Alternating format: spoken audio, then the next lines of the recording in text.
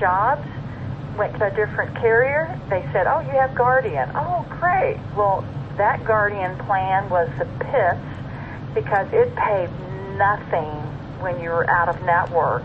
And so my dentist, and that's kind of an awakening, because most of the time you think when you see the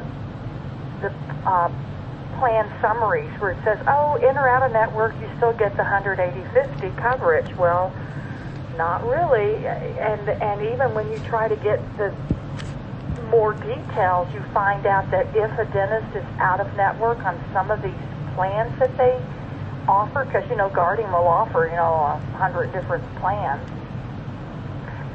the out-of-network reimbursement is not always 180/50. It a lot of times is what do they call it? It's a scale.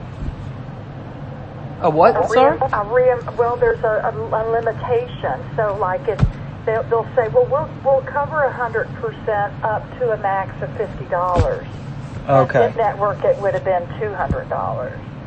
But okay. They don't tell you that, so you don't know until after the fact that the plan you have is a crappy plan. But it's not. It's just whatever the employer chose. They chose a cheap plan, and the cheap plan is cheap benefits, especially where it comes to out-of-network coverage.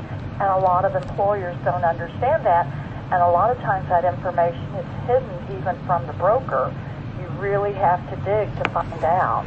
And network is a big difference, yeah. And that's really interesting, because one thing we're trying to understand is this aspect, right? We've heard that it sounds like there could be something in the fine print that really determines this, and it's very, like you said, hidden per se. And you just mentioned a big point, which is the fact that Guardian has tons of different plan options, correct? So, in terms of those plans, do you I tend to stick to the one that I know is a really good plan, and I try to explain to my client the reason why this one is a $48 a month plan versus the one that's only $24 a month, and I give them those explanations and examples because I've experienced it myself. Yeah, absolutely. And do you see that as an advantage?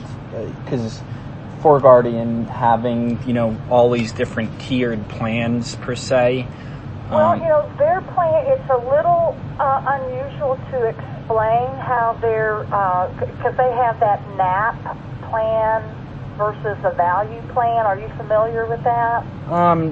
No, not really, no. I'm trying to find my email about that, because it's always something I have to explain, because they offer the one that I like to show that they have is it's one, it combines both. An employee can choose, for the same price as value plan, but it covers a higher level, like 100, 90, 80 instead of 180, 50. But they have to go to specific doctors in the network. But if they go to out of network, then we will be paid at the 180/50. So anyway, it's the employee has to choose, but it's the same cost. Okay. But I do like that they offer that, because it lets the employee determine, hey, I can use, even if my dentist is not in network, I can, this is what I'll choose, because I'll still get, whatever. But, it's still confusing, but I tend to go with that plan just because I know that, it's a good one. You're not. You determine how you want to use the in network or out of network. Sure.